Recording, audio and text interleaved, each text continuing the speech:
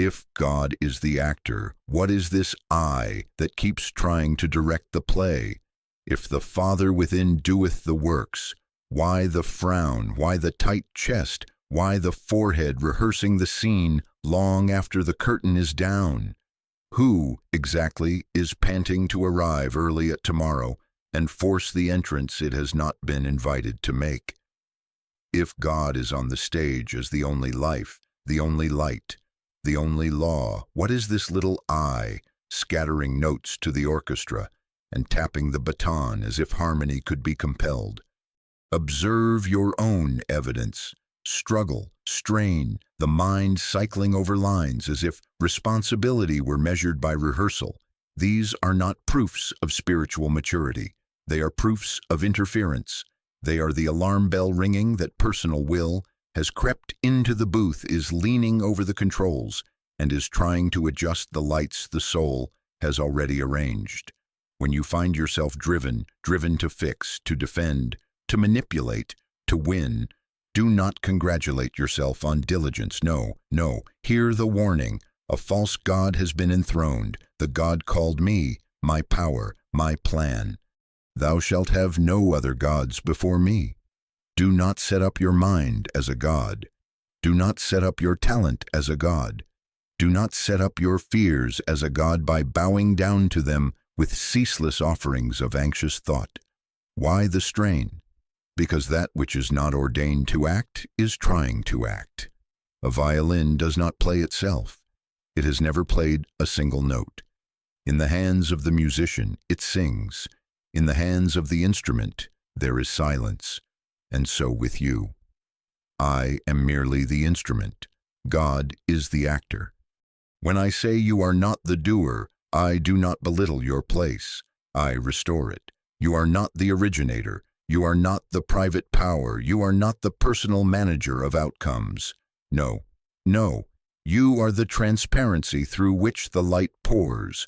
My conscious oneness with God constitutes my oneness with all spiritual being and idea. In that oneness there is nothing to strain after, because the activity of God is self-fulfilling. The life of God fulfills itself through its instruments, without their pushing, prodding, or prayerful cajoling. Consider the mathematics of this. 2 times 2 is 4. It is reliable, unchanging, impersonal. Violate it in your checkbook, and you do not anger mathematics. You merely suffer the consequence of your miscalculation. So it is with cosmic law. There is one power. When by fear or pride you confer power upon persons, things, conditions, upon disease, upon lack, upon enemies, you have violated the law, and you inherit the distress of that belief. It is not punishment, it is arithmetic. As you sow, so shall ye reap. Sow to the belief in a second power, you reap anxiety. Sow to the recognition of one, you reap peace, an unstraining, gentle governance that does not need you to stand guard at the door of the universe. You say, but surely I must do something. Surely I must plan, decide, act. Listen well. Instrumentality is not passivity. It is the highest cooperation with divine government. It is consent. It is availability. It is obedience to one God in place of 1,000 private impulses. It is not sleep. It is wakefulness to a presence that already knows the way. It is not a blank. It is a fullness that requires no embroidery from you. When you are the instrument, you do not slump into inertia.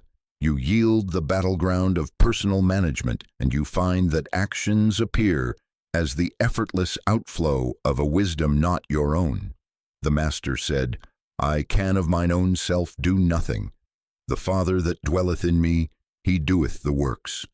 In that sentence the load is removed from your neck, and your feet are placed on holy ground.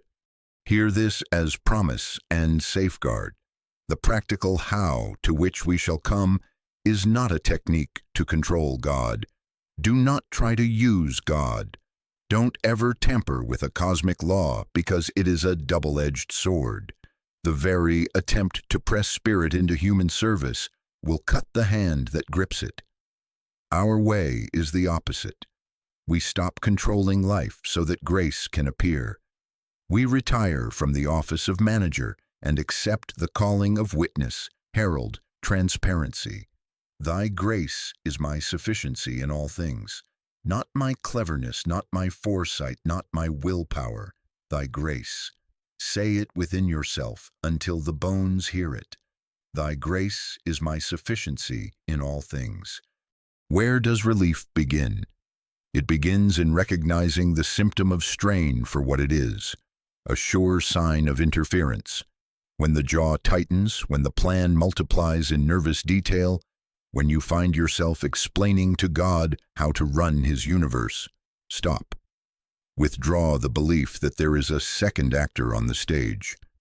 Absent from the body, present with the Lord, I stand aside inwardly. Do not confuse this with neglect. It is the obedience that refuses to set up another will beside His.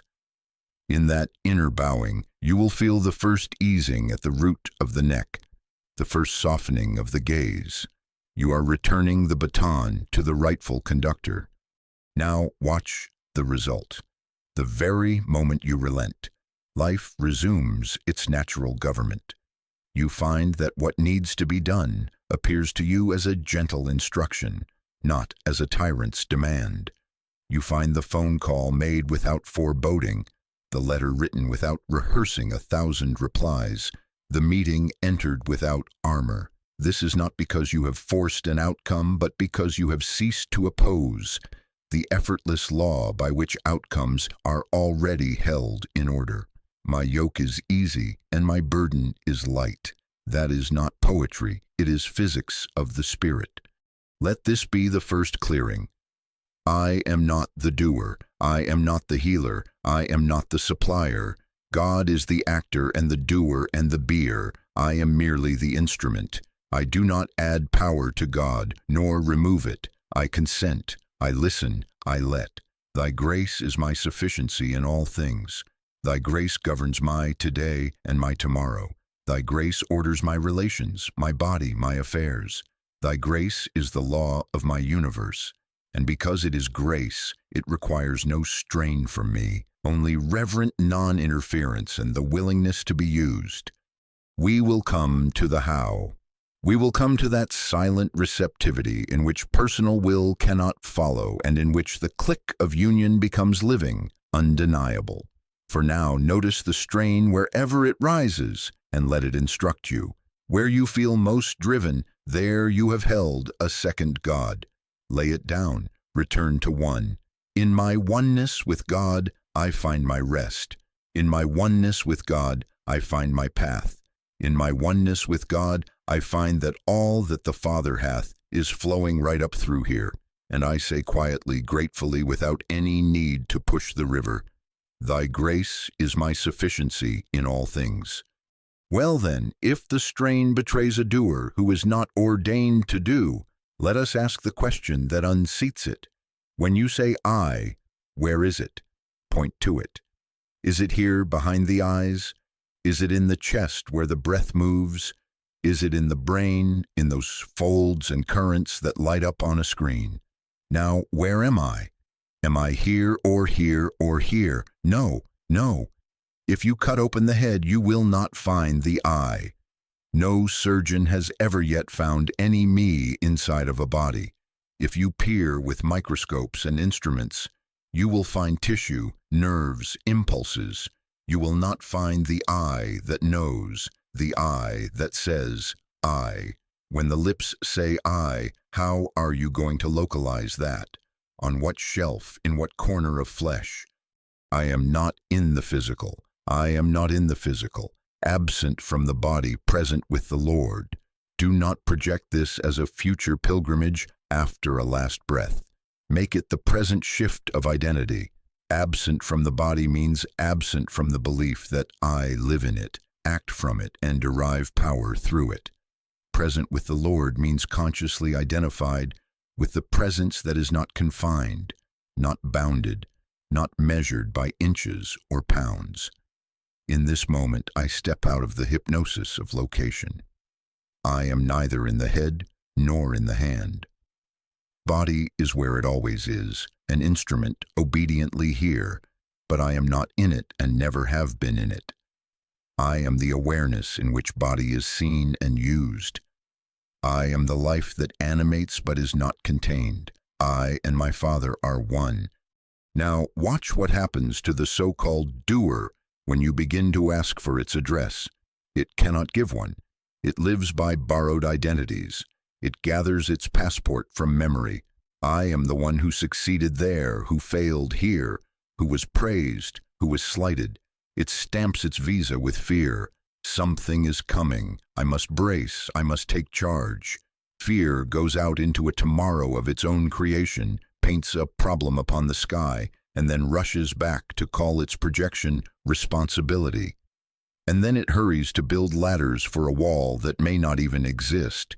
It says plan, push, worry, regret, and repeat. Look at your own history and see if this is not the litany. Conceive a plan in the image of fear. Push with the urgency of pride. Worry that the imagined problem outruns you. Regret the unforeseen consequence, and then repeat because the theater of the doer has only that one play. The scenery changes. The script does not. But who is this that plans and pushes? Where is it when you stop thinking about it? If it were real identity, it would be present without your rehearsal. Identity does not require reminding. The sun does not take lessons on shining. The eternal I needs no pep talk. The doer, then, is a construct, a mental manager of a world it believes to be outside and dangerous, a phantom that comes alive only in the glare of your attention. That is why, when you turn attention to the presence, the doer falls asleep at its desk. It cannot live in the light. It cannot live without a location, and the true I has none. Absent from the body, present with the Lord, is not an escape from action. It is a correction of identity before action. It is the end of acting from a pocket of flesh and the beginning of being the place of presence. My conscious oneness with God constitutes my oneness with all spiritual being and idea. If that is true, and it is, then action from this I is not the thrust of personal force. It is the unobstructed presence of the one who is already doing.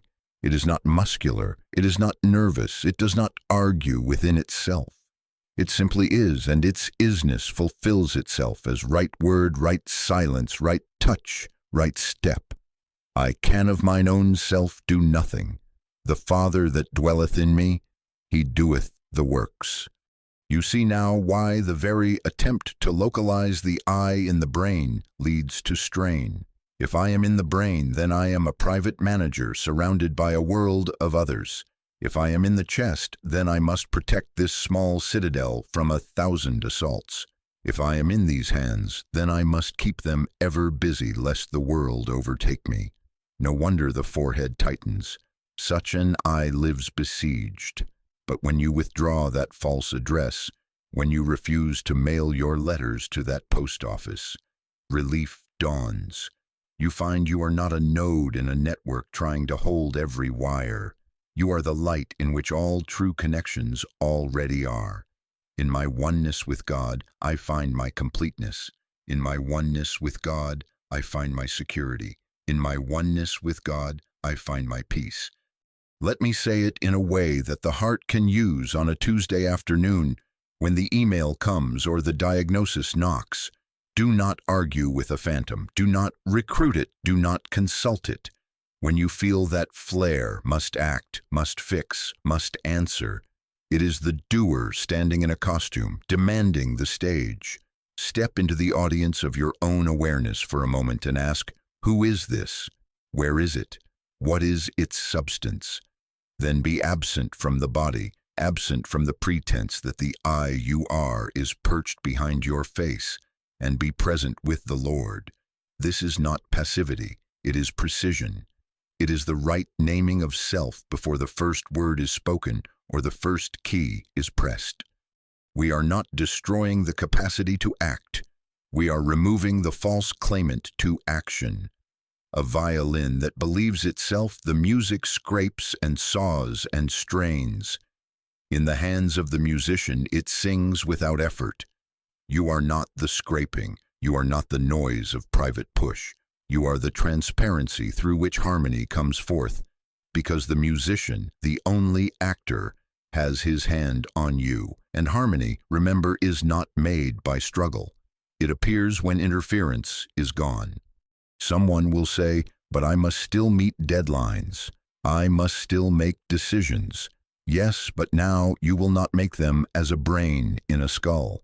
You will witness them as the movement of wisdom in consciousness. And because you are not busy being the doer, you are available to the doing of God. Such action is different in quality. It does not multiply contingency plans. It does not pace the floor. It does not rehearse 100 speeches before a 5-minute talk. It listens, and it finds that the word to be spoken is given in the moment of need. It consents, and the step is shown at the foot, not at the horizon. Thy grace is my sufficiency in all things. This, then, is the deconstruction and the pivot. The doer is a mislocated identity, an error of address. The true I is spiritual, non-local, not in the physical, not conditioned by personal power, not competing with other selves for air and room. It is presence. It is oneness. It is the place where God announces himself as the activity of your being. To live from that I is to cease originating your life and to begin witnessing. Life originate itself. To persist in the old address is to repeat the old cycle. Plan, push, worry, regret, repeat. To shift addresses is to discover a new sequence entirely. Recognize, rest, receive, respond, rejoice. Hold this as a quiet assurance, not a slogan to fling at problems. Hold it as your name. I am not in the physical, absent from the body, present with the Lord. My conscious oneness with God constitutes my oneness with all spiritual being and idea. Therefore, the I that acts now is not a private pusher, but the presence that fulfills. Thy grace is my sufficiency in all things. Thy grace is the life of my mind, the strength of my hand, the order of my day. Thy grace is the actor upon this stage, and I, gratefully, reverently, am the instrument. No, no, I will not return to a false address. I live here where God is, and I let God be God. Now let us bring the first commandment down out of the stone and into the hallway of Tuesday morning. Thou shalt have no other gods before me is not a museum piece. It is the physics of a spiritual universe. What is a god? It is that to which you attribute causation, that which you fear or seek to flatter for outcomes. Money as cause is a god. Disease as cause is a god. A boss, a client, a diagnosis, a calendar. The moment you grant any of these the power to make or break your peace, you have set up a second power beside the one. Do not do it. No, no. There is one power. There is not God and economy. There is not God and germs. There is not God and opinion. One. And when you live by one, you remove the strain that always follows divided allegiance. Non-interference is simply the first commandment in motion. It is the refusal to let the mind, the will, persuasion, pressure, or even spiritual words be used as levers upon life. Interference is the moment you begin to shove your thought across the table to make something happen. It is when you take a verse of scripture like a crowbar to pry open a door that the ego has already chosen. It is when you sit down to pray with a secret desire to bend a person, a condition, a body into the shape of your wish. That is not prayer. That is mechanics. That is the belief that you, located in a brain and armed with a toolkit called techniques, can get God to do something. Do not try it. This work is not suggestion. This work is not mental manipulation. I have studiously avoided mental and physical contacts. I hope you will never try to project thought or will or a treatment at a person to bring about change. God is the actor and the doer and the beer. I am merely the instrument.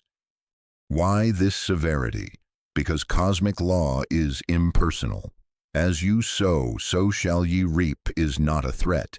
It is the statement of law. If you plant seeds of control, you will harvest bondage. When you employ spiritual principle as a private wand, it will turn, and not because God is offended, but because spirit cannot be made the servant of a separate self. Touch a live wire with wet hands, and you do not anger electricity. You suffer its impartial nature. You violate 2 times 2 is 4 in your accounts, and you are not punished by mathematics. You simply meet the consequence of unreality. It is the same with a traffic law. Run the red light because you think you have a higher destination, and you may discover that the law was not your enemy, but your shield. Don't ever tamper with a cosmic law. It is a double-edged sword. Use it to take, and it will take from you the very peace you were seeking. Let us be precise. Interference wears spiritual clothing. It quotes verses to win arguments. It holds the high thought so that the other fellow will finally agree. It crafts affirmations as if they were spells. It posts kindness to extract compliance. It fasts today to bargain for tomorrow. No, no. All of that is the doer investments. Non-interference says, I will not address a second power. I will not attempt to move people or events by thought force or word pressure. I will not place my will like a template over life and call it guidance. I will not take sides for or against persons, conditions, or outcomes. I retire as manager. I consent to be the place where one power announces itself as harmony. Thy grace is my sufficiency in all things. Now you ask, if I cannot use this, what is left to me? Everything real. What remains is obedience to love, and love is the ethical safeguard of this path. Love thy neighbor as thyself is not a sentimental cover for getting your way politely. It is the guardrail that prevents prayer from becoming covert control. If I love my neighbor as my own self, then I want nothing from him. Not his agreement, not his apology, not his money, not his conversion to my plan. When I want nothing you have, and you want nothing I have, there is no possibility of a war. Love refuses to target prayer at a person. Love beholds the neighbor in the same oneness I claim. My conscious oneness with God constitutes my oneness with all spiritual being and idea. Therefore, what I recognize for myself, I recognize universally. One power, one life, one law, one love. There is nothing left to dominate. There is only that before which we both bow. Make it very practical. In the office, when you find yourself rehearsing a speech, to extract a yes, stop. Ask, what power am I acknowledging? If it is their signature, their mood, their influence, then you have another God, and you are already in bondage. Withdraw the projection. Be absent from the body, absent from the belief that you are confined to a negotiating skull, and present with the Lord. Rest inwardly in the one who does not need a contract to be whole. Then, when you speak, you will not be using words as tools. You will be witnessing the communication that already is. In the home, when you attempt to steer your child or your partner by anxiety, that is interference. You are bowing to fear as a power. Put the fear where it belongs. Nothingness. Return to one. Let love remove from your prayer any trace of manipulation. Then your counsel, if any appears, will be clean because it issues from non-demanding oneness. Not mine, thine, not pressure, presence. In health, do not confer power on symptoms or on remedies.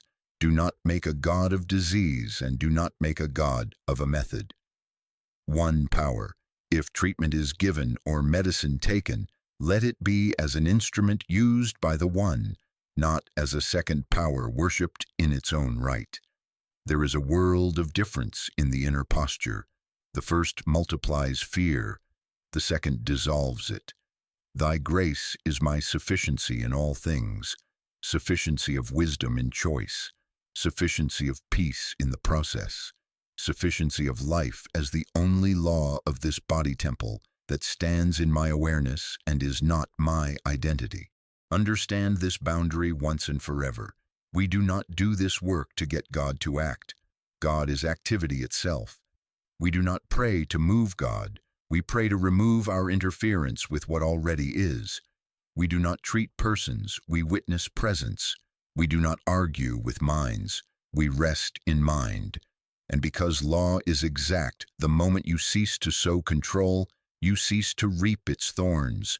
You find that outcomes arrive without your pushing, that right action appears as a given rather than a grabbed. The yoke is easy because you are not dragging two gods down the road. Keep the password on your lips until the heart hears it. Thy grace is my sufficiency in all things. Let it strip the hooks off your desires. Let it wash the fear from your plans. Let it place you again as instrument, not as manager. I am not in the physical, absent from the body, present with the Lord. I acknowledge one power, one presence, one love. In that acknowledgement, prayer ceases to be a lever and becomes a listening. In that listening, you will discover that non-interference is not abstention, it is obedience. It is the holy refusal to use God so that God may use you. And when God uses you, there is no second power to oppose, no person to persuade, no condition to control. Only the quiet fact of harmony coming to view where you are. If prayer has ceased to be a lever and has become a listening, then it is time to be very practical about why the levers fail you. 2 times 2 is 4, not 4.5 on warm days, not 3 3/4 when you are sincere. 4. Violate it in a ledger, and nothing in mathematics is angered. You simply inherit the arithmetic of your miscalculation. It is the same with a traffic law. Glide through a red light at midnight because there seems to be no one else on the road. And should harm come, it is not because the law took offense. It is because the law was impersonal, designed to preserve harmony that you outran. So with spiritual law, there is one power. Treat a condition as a second power, and you will not provoke a deity. You will simply experience the exact consequence of divided allegiance, pressure, urgency, fear. Look at your finest plans, the ones you outlined with color-coded timelines and virtuous willpower. Why do they sour the mouth and tighten the brow even before the ink dries? Because beneath the polish is a premise. That supply, or health, or approval, or time sits out there with a hand on a dial, and you must get to it before it turns the knob against you. You have conferred causation where there is none. Money as cause is a god. Schedules as cause are gods. Symptoms as cause are gods. The moment you bow inwardly to them, you will feel the weight of that bowing. The heart quickens, the breath shortens, the mind rehearses 100 outcomes. That is not guidance. That is the mathematics of a second power collecting its tax. As you sow, so shall ye reap. Sow to fear as cause, you reap urgency. Sow to one as cause, you reap ease. The most religious idol in the world is the desire to secure the future by personal outlining, personal will, and personal timing. It kneels before the calendar and calls it providence. It chisels a plan and calls it faith. It says, by Q3, I must be here. By Thursday at 4, this must resolve. By next year, I must own, become, arrive. Now see how this God enlists you. You feed it with scenarios. You build ladders to a wall of your own drawing. You move pawns across a board that you believe you constructed.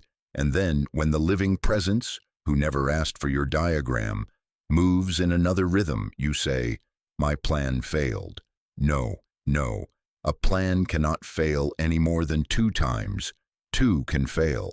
What failed was the presumption that a private mind locating itself behind the eyes could steer a universe not its own. Spiritual surrender does not remove intelligence. It removes the false center. Do not mistake this for dullness. This path does not make you simple-minded, it makes you single-minded. It strips the hypnotic center that says, I am in the brain, I must steer, I must manage outcomes. It returns you to, I am not in the physical, absent from the body, present with the Lord. In that presence, intelligence is brighter, not dimmer. Reason functions, but not as a god. Calendars are kept, but not worshipped. You still hold meetings. You still repair the roof before the rain. But the actor has changed.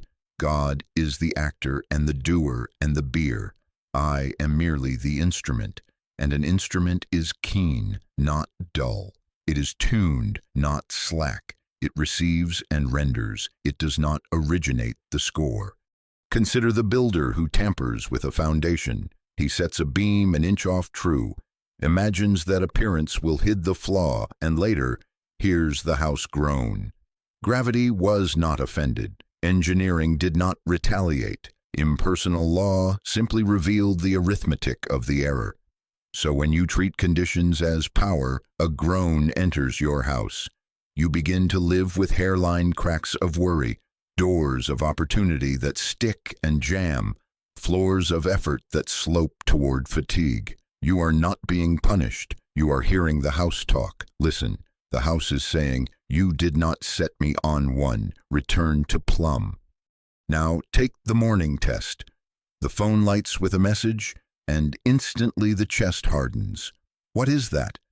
It is the unspoken creed that a message can add to or subtract from your being. You just laid a sacrifice on the altar of a second God. You granted a text the power of peace or panic, and the harvest is immediate, adrenaline, racing thought, a clamor to fix. In that instant, cease.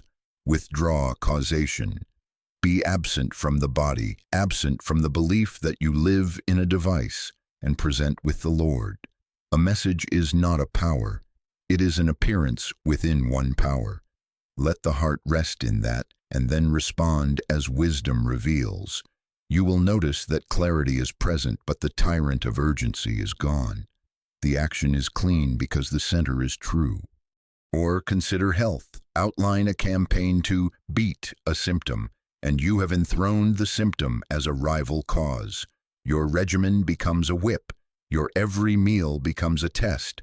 That is bondage, and it will exhaust you not because God is displeased, but because you set two forces at war in a universe where there is only one. Instead, let life be law. If a treatment or a doctor or a rest day appears, let it be an instrument in the hands of the one, not a second power battling a first. The very same act from a different center bears a different fruit. Peace in the process, sufficiency of wisdom in the choice, and often a quiet bettering that surprises you because you did not push for it. Thy grace is my sufficiency in all things. This is why the best plans fail you, not because planning is evil, but because outlining from a false identity violates the mathematics of spirit. Two gods make two yokes, and you will drag both. One God makes one yoke, and it is easy. This is severity only to the ego. It is mercy to the heart. My conscious oneness with God constitutes my oneness with all spiritual being and idea.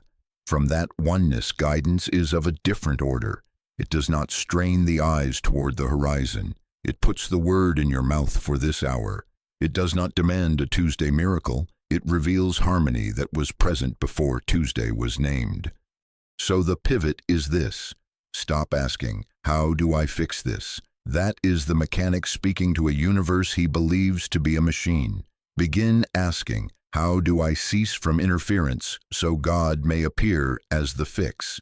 That is the instrument consenting to be played. The how of that ceasing we will enter together. Silence, receptivity, the holy waiting in which personal will cannot follow and in which the click comes. For now, let the first act be a mantra, not a method. Thy grace is my sufficiency in all things. Let it remove from your plan the unauthorized center. Let it shift you from calendar worship to presence worship. Let it steady the beam and quiet the house. until you can say with no trace of strain, I and the Father are one, and the Father that dwelleth in me, he doeth the works. Now let us be very clear so that the heart cannot mistake it. Instrumentality is not inaction. It is not laziness. It is not neglect. It is a working position of consciousness. I am merely the instrument. God is the actor. This is not a slogan to comfort you in delay.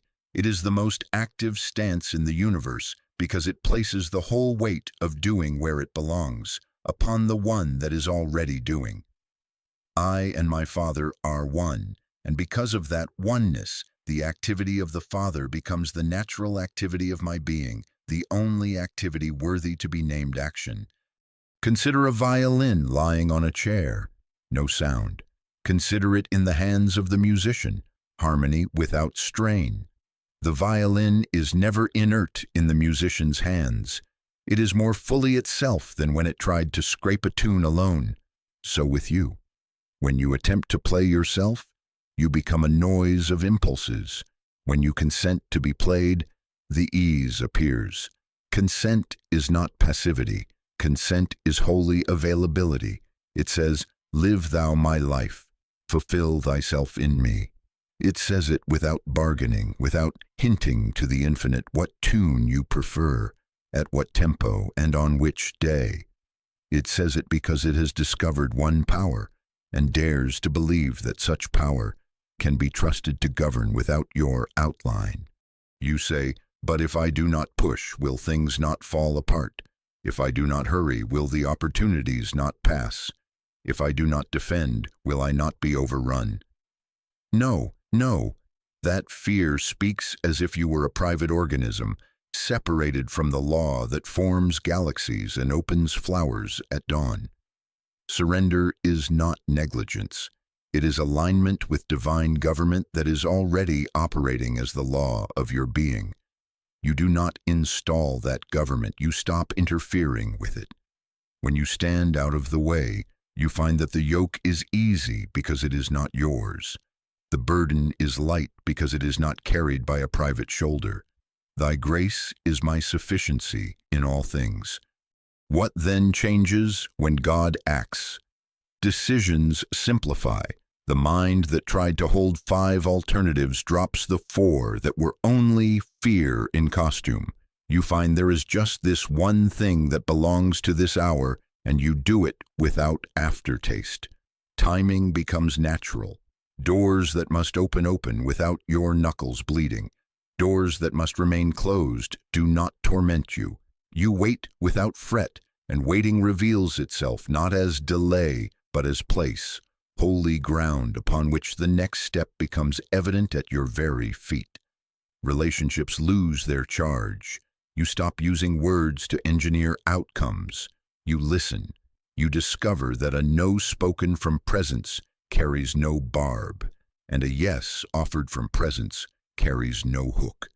You are no longer a magnet for conflict because you do not need to win. You need to love and supply. It ceases to be a chase.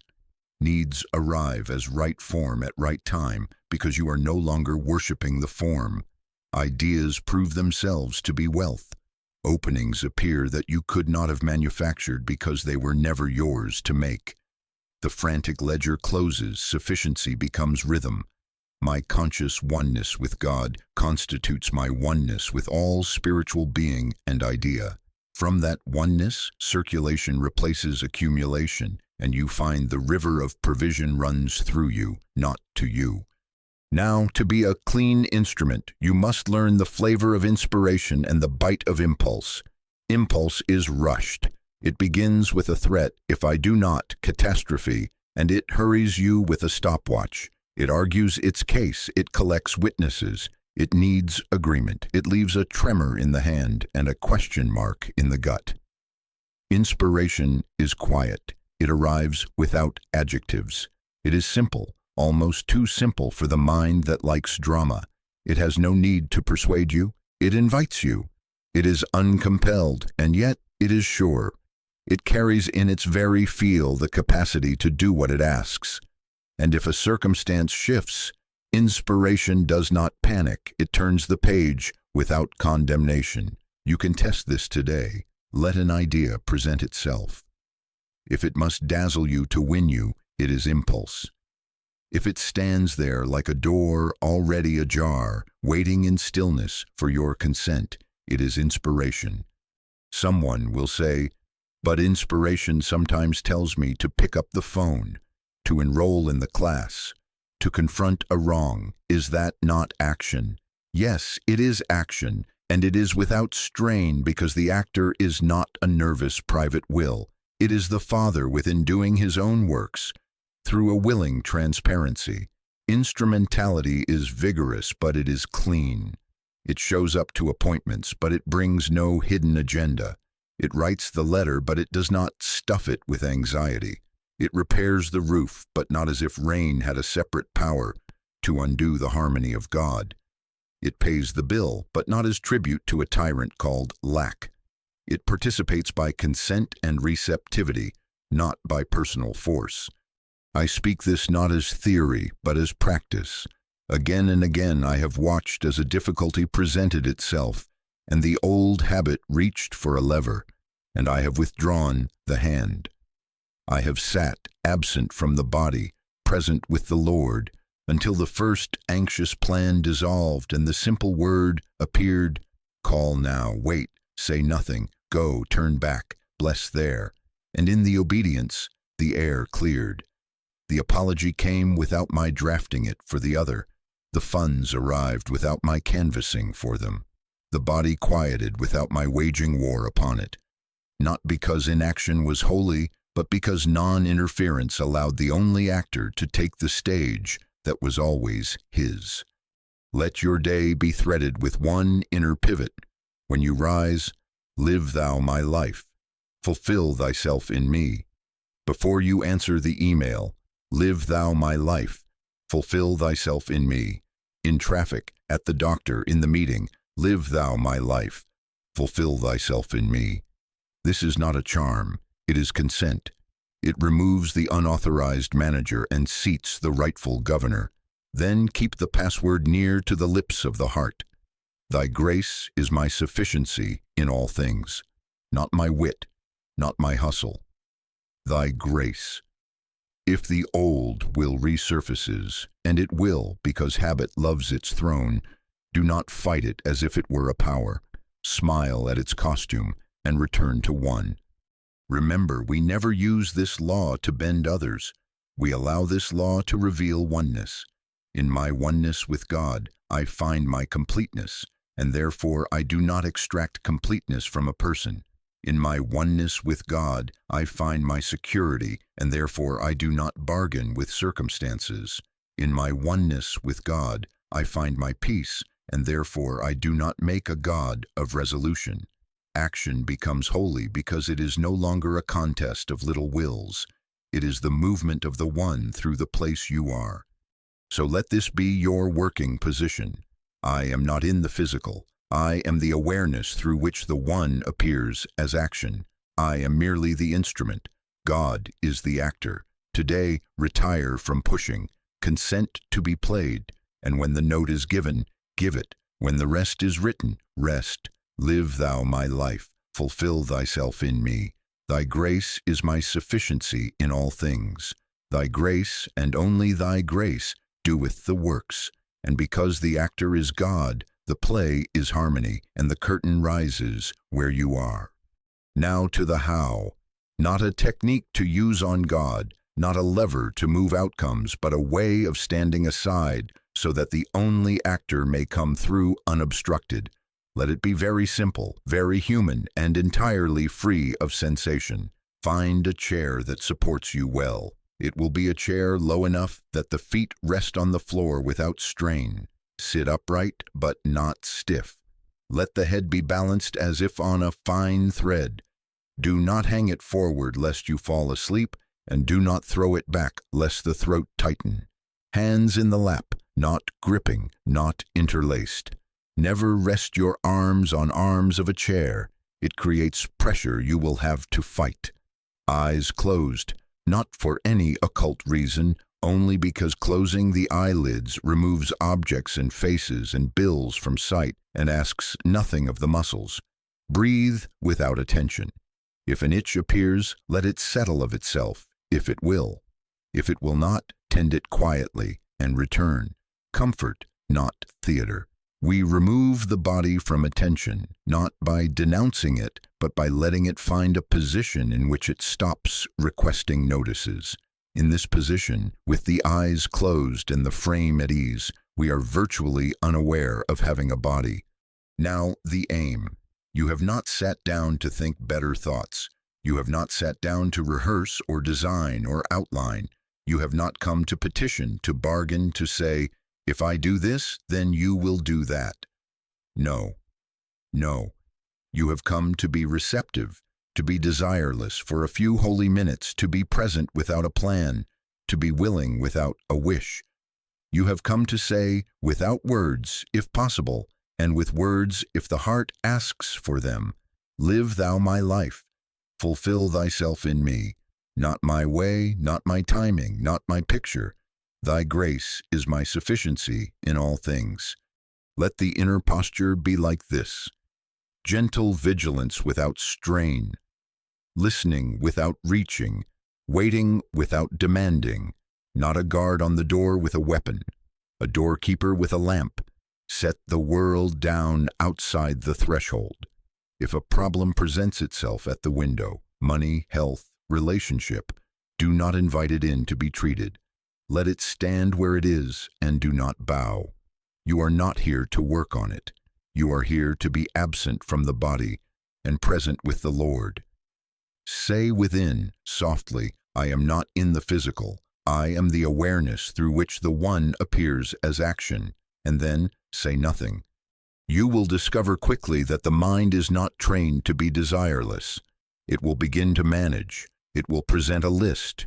It will rehearse speeches. It will sketch blueprints. It will tell you that this is a waste of time when there is so much to fix.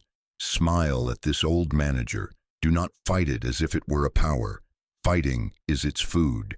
When it speaks, do not pick up the conversation. Let your reply be a whisper. No, no, God is. Let the whisper be followed by the password. Thy grace is my sufficiency in all things. Not my analysis, thy grace, not my memory, thy grace, not my virtue, thy grace.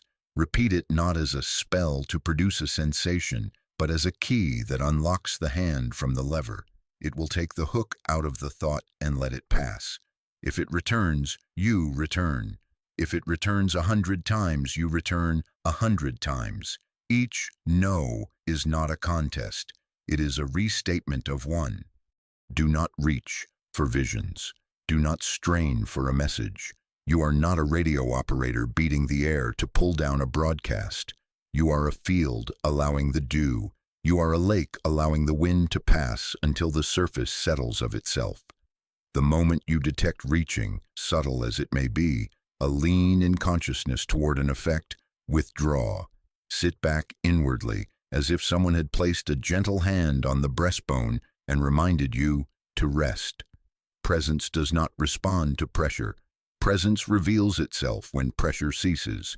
We are not summoning a far-off deity. We are ceasing to interfere with that which is closer to us than breathing.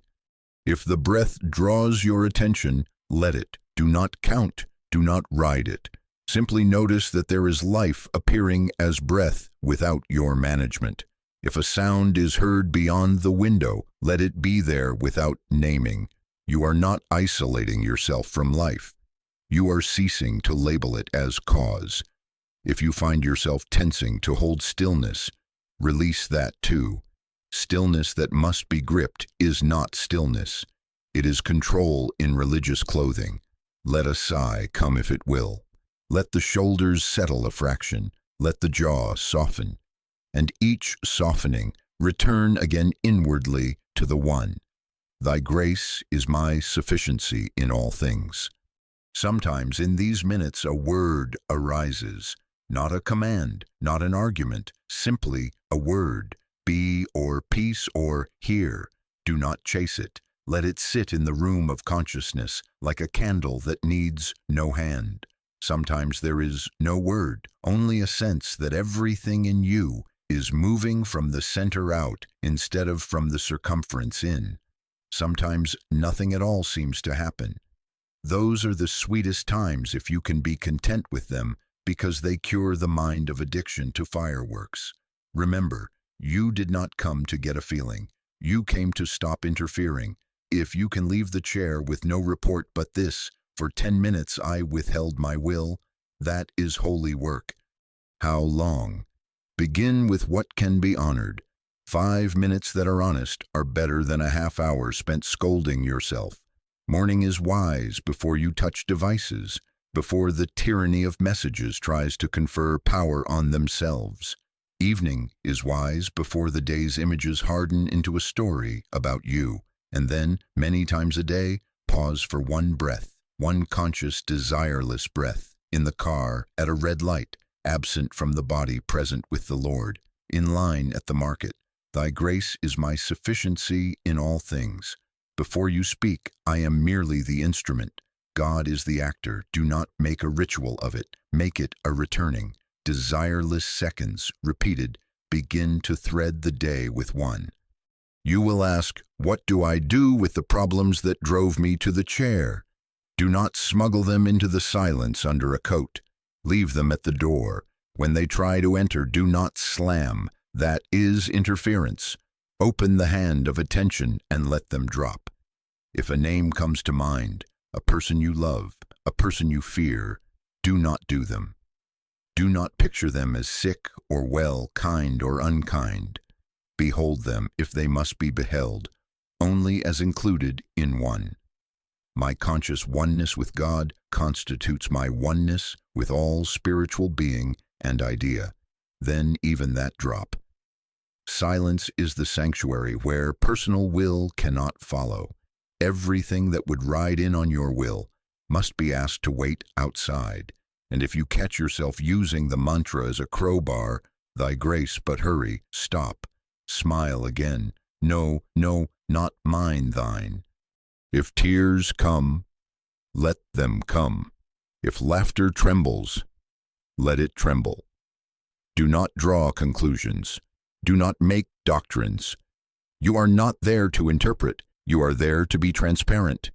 And when at last something in you relaxes, not sleep, but a subtle surrender, do not jump up and congratulate yourself. Remain a moment more and let the ease soak into the fibers of your day. Rise gently, move slowly. Do not break the silence with a rush to test it. Carry it like a fragrance on your garments into the next act, the next email, the next hand you shake. You will notice that your words come out of you as if placed there. You will notice that the timing of events loses its tyranny. You will notice that the appetite of the manager is a little less ravenous. This is grace becoming evident, not because you achieved it, but because you consented to non-interference. Make of your life many small rooms of this kind. A kitchen sink can be an altar if you enter it desireless. A hallway can be a sanctuary if you pause there to say, "Thy grace is my sufficiency in all things," not to produce an effect, to remember one, to withdraw the electric plug of personal will from the socket of the day so that spirit may illumine the room. Absent from the body, present with the Lord. I am not in the physical, I am merely the instrument. God is the actor. Wait without demand. Listen without reach. Attend without strain. And as you practice, you will find that the silence practices you. It takes you up, and the hands that once tried to steer begin to rest open in the lap of God. Then, without announcement, the simple rightness of the hour shows itself. That is enough. That is the how. Thy grace is my sufficiency in all things. Thy grace is my sufficiency in all things. Thy grace is, and I am content. You will ask, how shall I know that I have really ceased from interference, that what we have practiced in the chair is now governing my steps?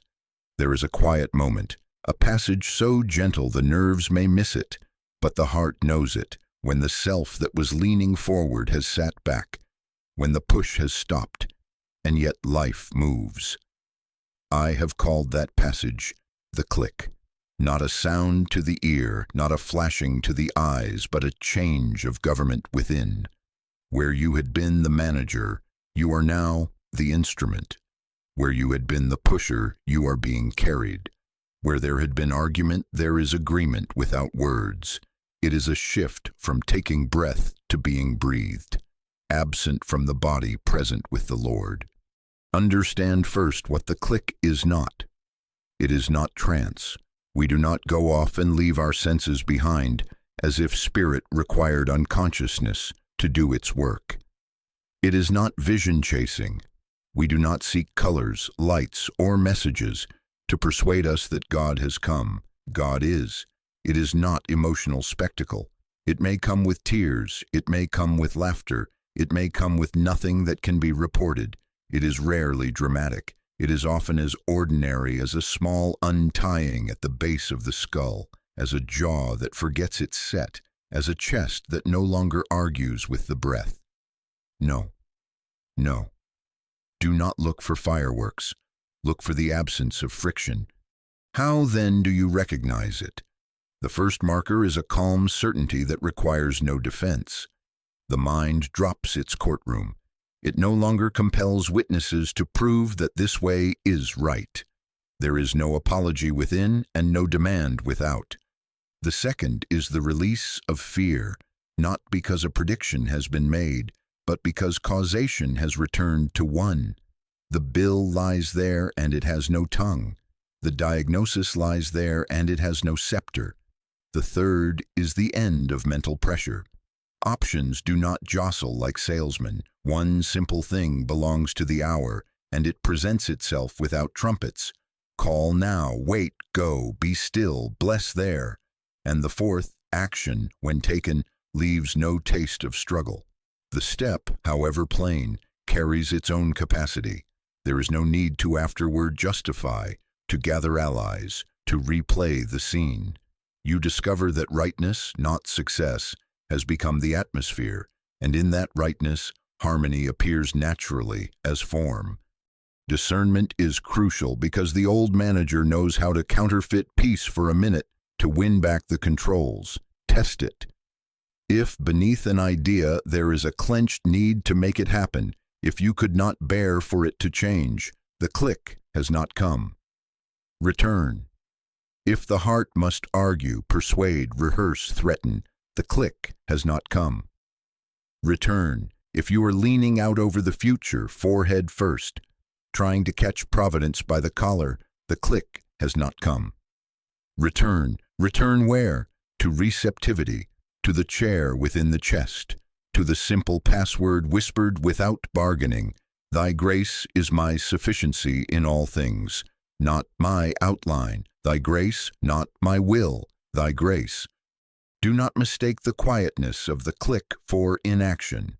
After the click, there may be vigorous doing, but it is God's doing, and therefore it is clean. I have waited on letters to be written until the click came, and when I wrote, the words required no editing because they were not mine.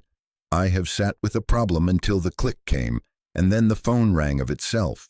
The provision appeared. The apology rose uncoached. The body released its distress without a war being waged upon it. I state this not to make a method, but to bear witness. My conscious oneness with God constitutes my oneness with all spiritual being and idea. When the click comes, that oneness is not a sentence. It is a circulation. Ideas meet needs, not by conquest, but by fitness. Timing is natural. The door opens because it is its hour to open. Your knuckles are unbruised. Sometimes the click is like the moment a sailor feels the wind fill the sail. He has been rowing, sweating, counting strokes. Then there is a pressure that is not pressure, a fullness that carries. He does not shout orders to the wind. He trims the sail and consents. Sometimes it is like a carpenter watching the bubble in the level slide to center. He stops pressing. Gravity is not insulted, it is acknowledged. Sometimes it is as simple as this. You look at the message that had tyrannized your breath, and it loses its face. It becomes a mark on a screen, and the next true act appears without your adrenaline volunteering to be God. Now let the warning be spoken plainly, for love. Do not try to use the click. You cannot. The moment you try to turn the state of conscious union into a power to gain advantage, you have stepped out of it. Thou shalt have no other gods before me. The click is union. It is love being itself through you. It cannot be separated from harmlessness. If an impulse arrives to outwit, to dominate, to secure your good by bending another, know at once that it is not the fruit of the click. There can be no selfish purpose in a cosmic law. When you try to employ any law for a personal end, you set a second power against the one, and the mathematics will register the error. As you sow, so shall ye reap. Use electricity to burn. You burn the hand that wields it before you scorch the target. Try to use spiritual realization to manipulate, and the first casualty is your peace. The clean taste of the click is love, not sentiment. Love which does no harm, which seeks not its own, which releases others from your designs because you are now complete in your oneness with God. In the click, you cannot be bribed by outcomes because outcomes have lost their crown. You cannot be hurried by fear because fear has lost its false authority. You cannot be provoked into interference because you know without argument that God is the actor and the doer and the beer, and you are merely the instrument. In that knowing, you will speak a no, and it will be free of the poison of self. You will speak a yes, and it will be free of the hook of need. You will wait, and it will be free of sulk, because you are not waiting for a thing. You are abiding in a presence. If it seems you cannot find the click on a given day, do not manufacture it. Do not grip stillness and shake it until it produces a sign. Smile. Say within, not mine, thine. No, God is. Then walk gently in the light you have, doing the next plain duty without the tyrant of urgency, and return to the chair when you can. The click is never far because it is not an event in time. It is recognition of what is omnipresent. We do not travel to it, we cease to deny it. In time, though time has little to do with it, you will come to trust this inner verification more than any argument the mind can stage. You will live by a different metric, not how much did I accomplish, but how little did I interfere. And you will experience what seems a paradox to the old identity. When you stop managing, more is done, and it is done in rightness, and the doing does not deplete. This is the Father within doing his own works, and the works are good. Let us then make the habit simple. Wait until the click comes, as often as you can, and when it comes, move with it. When it is absent, do not pretend. Return.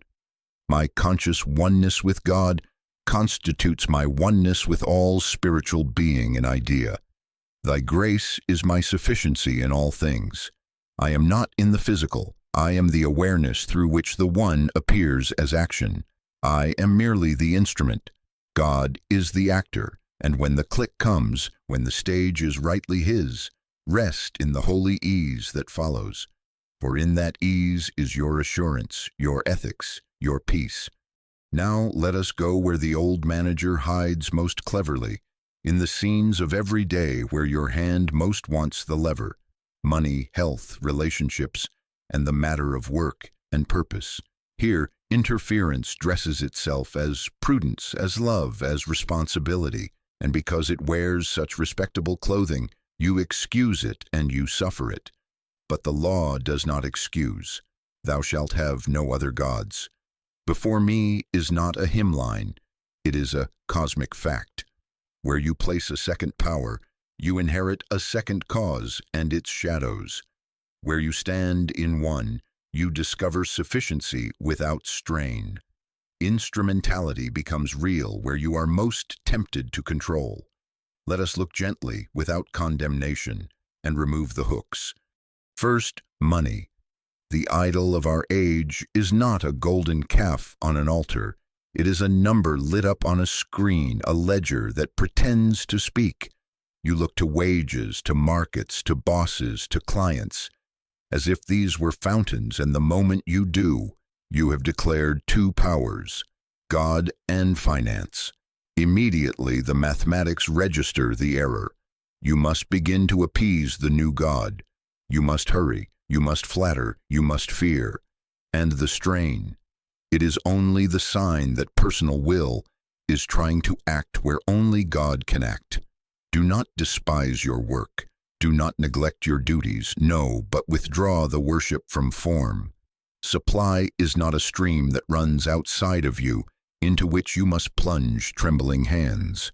Supply is God appearing as ideas, as right activity, as fitness of opportunity, and it circulates where interference is refused. When the bill arrives and the breath shortens, do not argue with the figures. They have no tongues. Do not rehearse catastrophes. Do not outline a benefactor and schedule him for Thursday. Pause. Right where you stand, one soft inward motion. Father, take over. Thy grace is my sufficiency in all things. Not this figure, thy grace, not this client, thy grace. Then be still long enough for the click to dissolve the clutch. You will find that a simple rightness appears. Call now, wait, cancel that expense, accept that assignment, release that fear purchase, bless that competitor, and you will do it without aftertaste, because the actor is not anxiety. It is the Father within doing his own works. My conscious oneness with God constitutes my oneness with all spiritual being and idea. In oneness, money ceases to be a chase. Circulation replaces accumulation. Needs meet their own idea. The door that is yours opens. The one that is not yours does not tempt you. This is not magic. It is government, divine government acknowledged as the only government of your affairs. Now, health, where interference often wears the costume of vigilance. You prod the body with fear thoughts. You read the body like a newspaper of doom. You declare, this is my pain, my blood, my failure. But where is this my located? When I say I, how are you going to localize that? In the head, the chest, the foot? No, I am not in the physical. No surgeon has ever yet found any me inside of a body. Your spiritual you isn't confined to the material body. You can't leave it because you aren't in it, and you never have been in it. Health is not the private triumph of a body. It is harmony appearing as body when the sense of I returns to its source in God.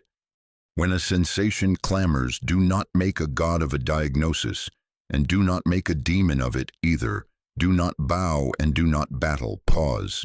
Absent from the body, present with the Lord. Father, take over. Thy grace is my sufficiency in all things. Then wait until the click loosens the compulsion to manage.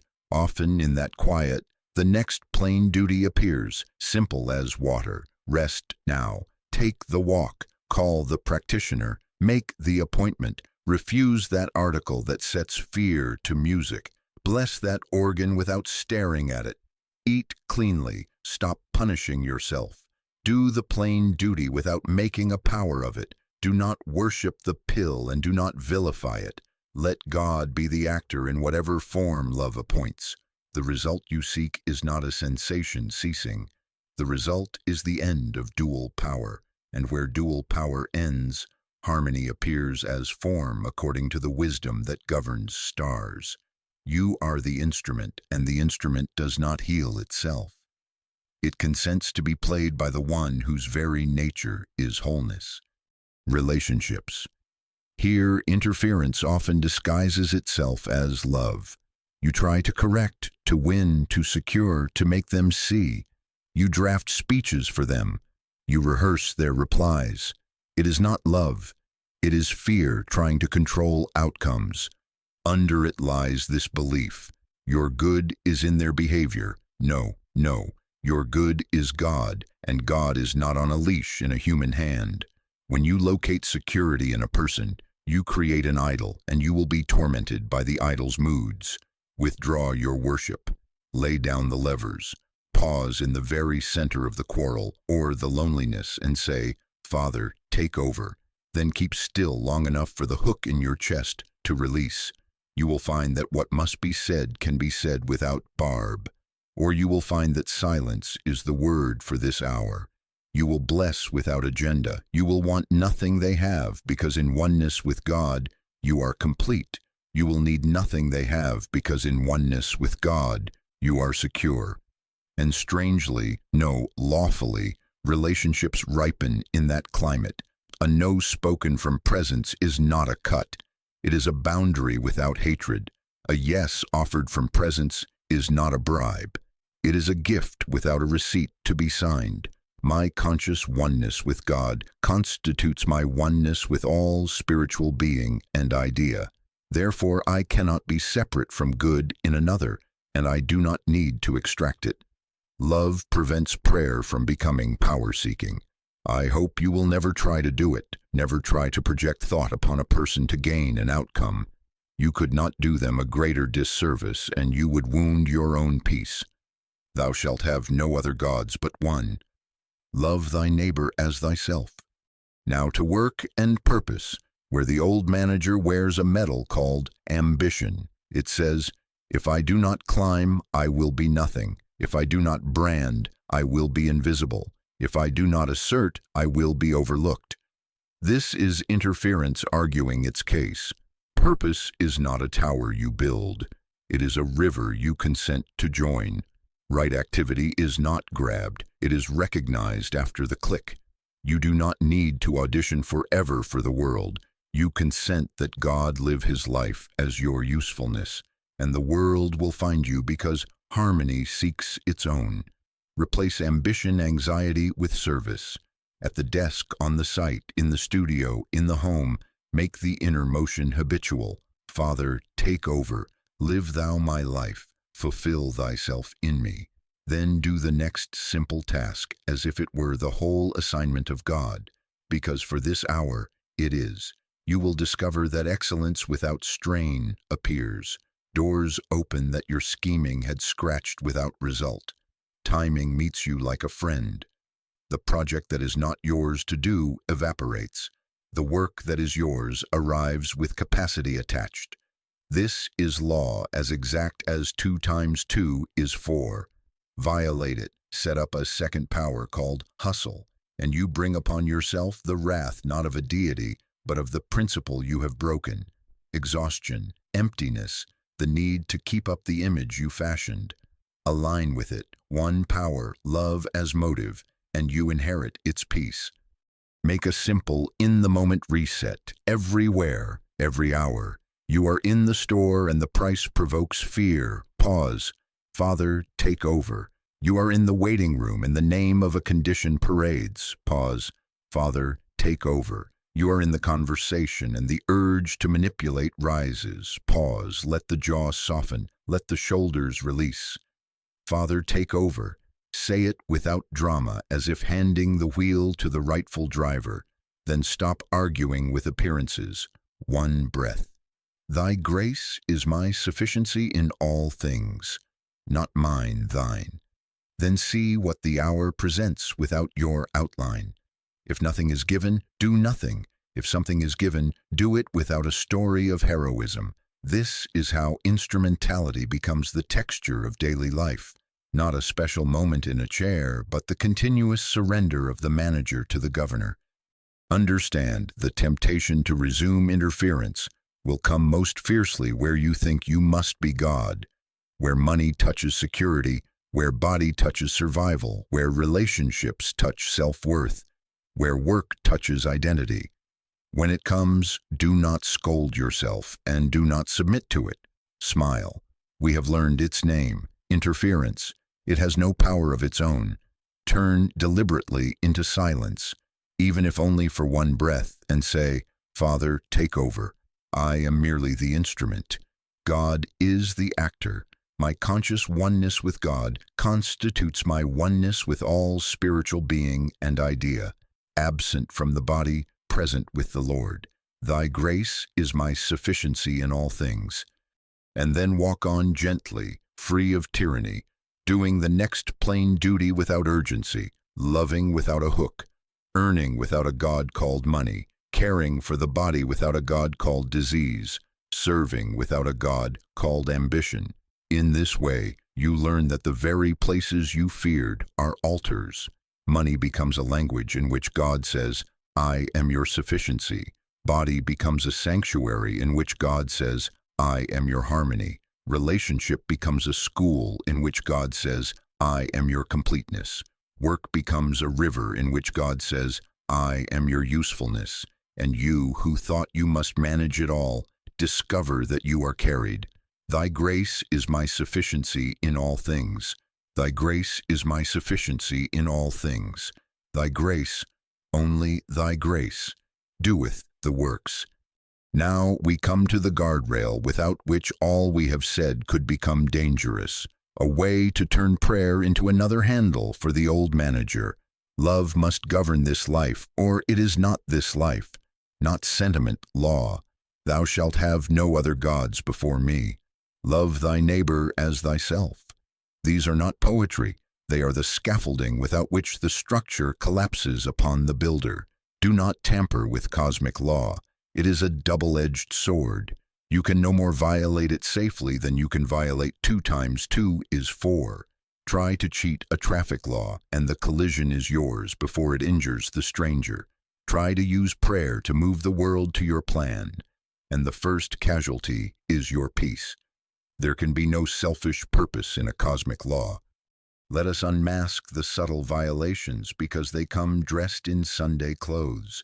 You kneel and the words say, Father, but the heart says, make him call, make her change, make the boss choose me, make the universe exalt my name. No, no, this is not prayer. This is bargaining with an idol fashioned of fear and glitter. Or you do not name it prayer. You name it intention, manifestation, influence. Old names in new wrapping. The motive reveals the God. Any desire to bend another mind, to secure advantage, to gain status, to prove your spiritual superiority is the erecting of a second power. The moment you install a second power, you have stepped out of one, and the mathematics register the error. You inherit the anxiety of maintaining your altar, the furies of comparison, the hollowness of getting your way without getting your peace. What then is love in this practice? Love is the law that refuses to use God. Love seeks not its own. Love does no harm. Love is the transparency through which God shines as justice, as mercy, as right timing, as right action, without a private agenda hitching a ride. When love governs, your prayer changes from move them to thy will be done. From give me their yes to reveal thyself as enough for us both. In love, you release others to their God, not to your diagrams. In love, you would rather not get what you want than get it by fastening a hook in a neighbor's soul. In love, you know that my conscious oneness with God constitutes my oneness with all spiritual being and idea. Therefore, I cannot lack any good that requires another's diminishment. I cannot need a triumph that makes you less, for there is only one appearing as many. When you see how often you have violated this, do not turn the whip upon yourself and call it repentance. Guilt nursed becomes another god, and you will serve it with little rituals of self-punishment, believing you have paid. No, no. You have as much right to forgive yourself 70 times 7 as you have to forgive your neighbor. Forgiveness here is not the erasing of a ledger. It is the return to one. Right now, say within, Father, I have mistaken the use of thy law. I lay down my handles. Live thou thy life, and then stop rehearsing guilt as identity. Do not make a shrine to error. Drop it. Return to the click. Return to thy grace is my sufficiency in all things, not mine, thine.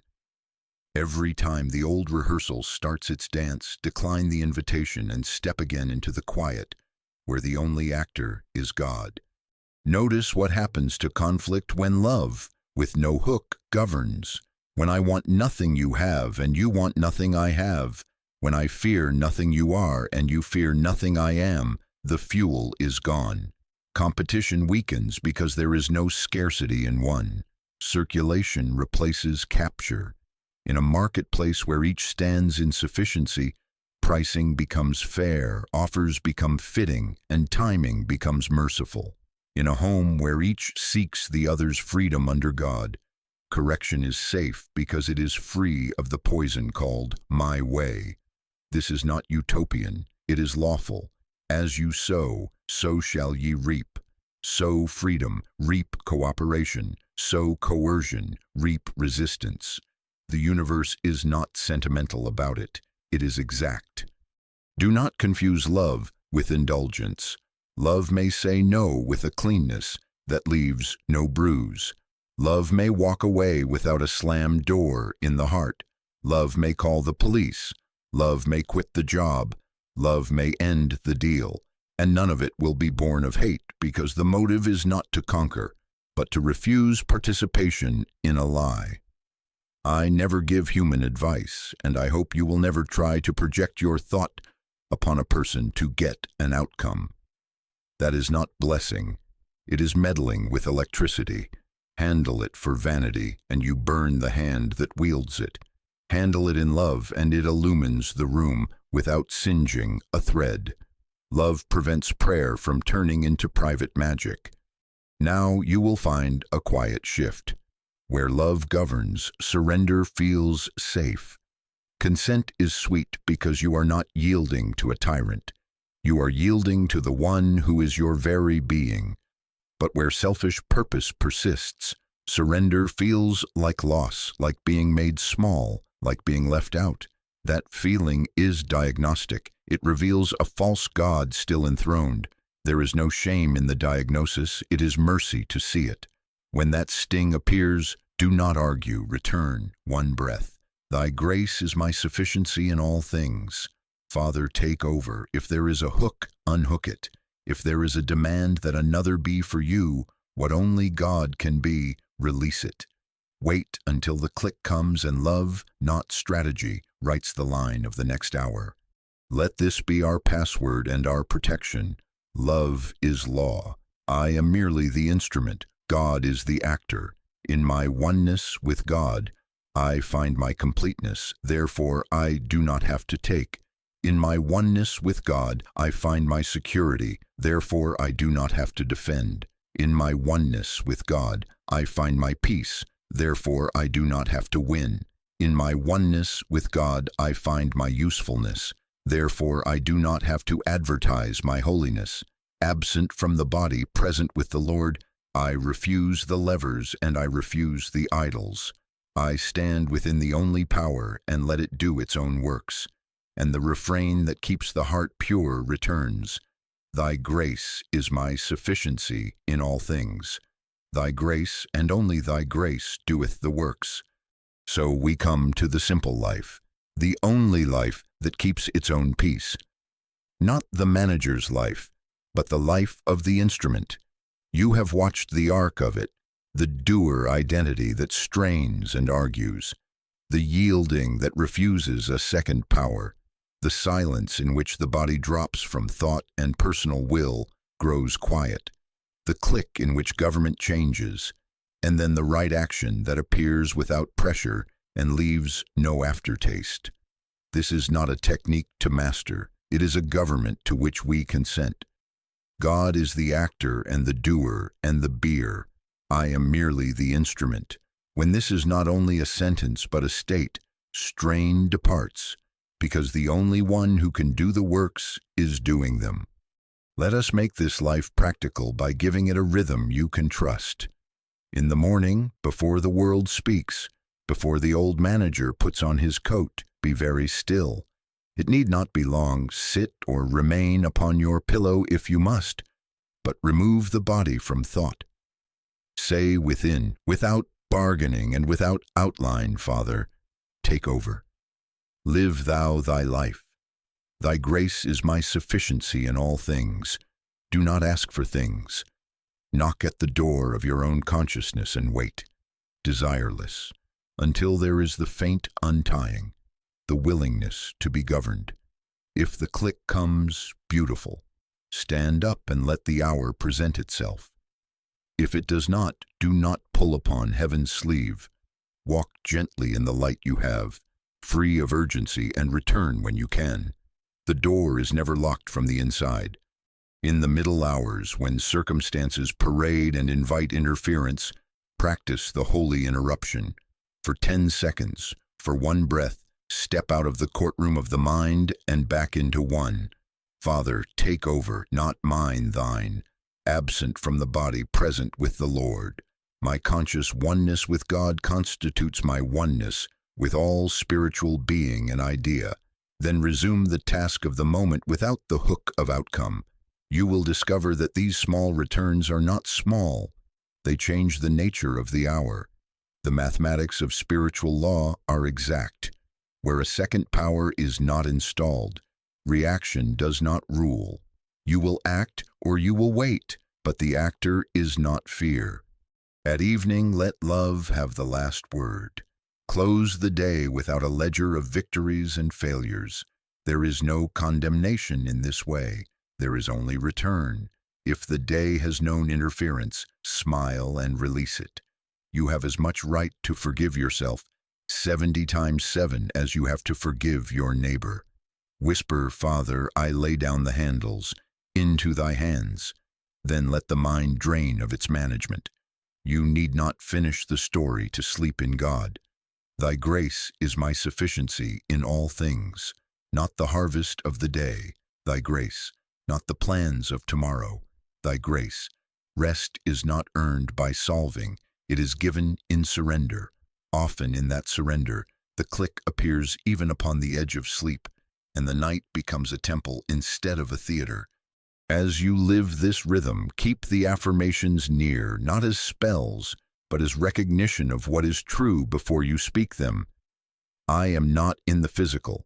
No surgeon has ever yet found any me inside of a body. I am the awareness in which body is included, but I am not confined by it. I and my Father are one.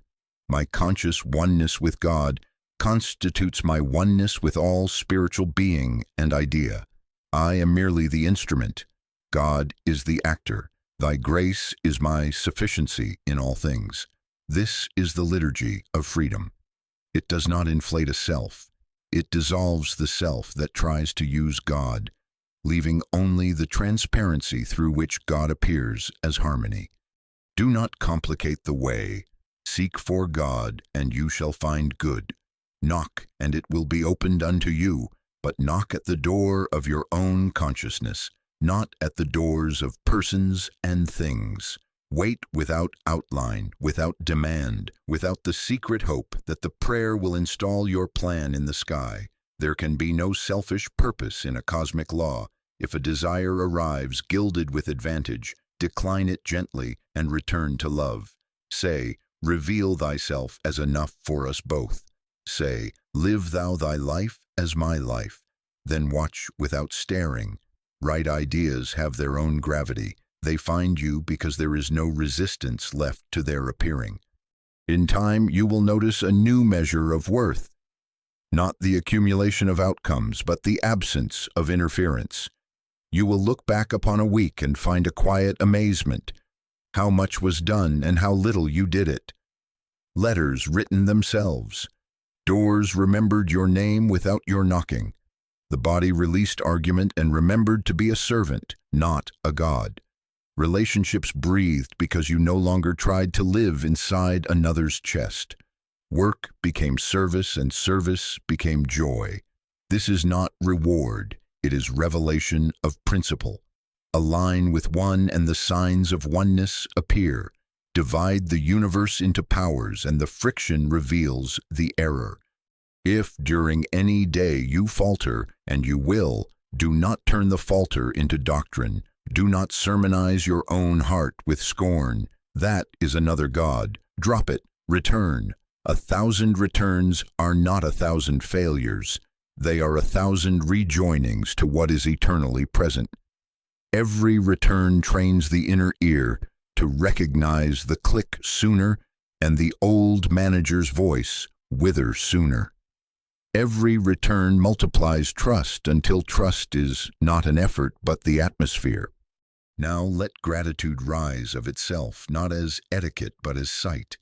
To be governed by love is relief. To be carried by grace is rest. To be included in oneness with all spiritual being and idea is safety beyond argument. In my oneness with God, I find my completeness. I need take nothing. In my oneness with God, I find my security. I need defend nothing. In my oneness with God, I find my peace. I need win nothing. In my oneness with God, I find my usefulness. I need advertise nothing. The strain is over where the manager retires. Life lives itself where consent is given.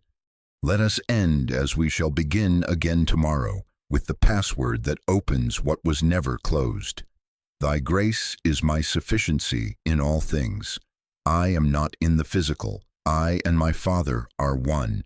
My conscious oneness with God constitutes my oneness with all spiritual being and idea. I am merely the instrument. God is the actor. Thy grace, only thy grace, doeth the works. And so we rest, not after labor, but in presence. And in that rest the works appear in their order, in their time, in their cleanliness. I thank thee.